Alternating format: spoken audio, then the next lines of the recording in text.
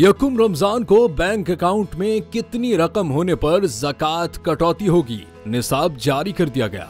विफाकी वजारत तखफीफ गुर्बत व समाजी तहफ़्फ़ुज़ ने साल 2025 के लिए ज़कात का निसाब जारी कर दिया है। वजारत तखफीफ गुर्बत व समाजी तहफ़्फ़ुज़ की जानिब से बैंकों को मरासला भेजा गया है, जिसके मुताबिक यकुम रमजान को अगर आपके अकाउंट में 1,89,679 रुपए या इससे जायद रकम हुई तो ज़कात कटौती होगी। वजारत तखफीफ गुर्बत व समाजी तहफ़्फ़ुज़ के मुताबिक बचत अकाउंट, नफा नुकसान और इस तरह के अकाउंट पर ज़कात लागू होगी। करंट अकाउंट से ज़कात नहीं काटी जाएगी। बैंकों को भेजे गए मरासले में कहा गया है कि ज़कात की मद में कटौती यकुम या 2 मार्च को रमजान की पहली तारीख की मुनासबत से होगी। ज़कात ऑर्डिनेंस 1980 के मुताबिक यकुम रमजान मुबारक को 1,89,679 रुपए से कम बैलेंस के अकाउंट्स ज़कात कटौती से मुस्तस्ना होंगे और उनसे ज़कात की कटौती नहीं की जाएगी।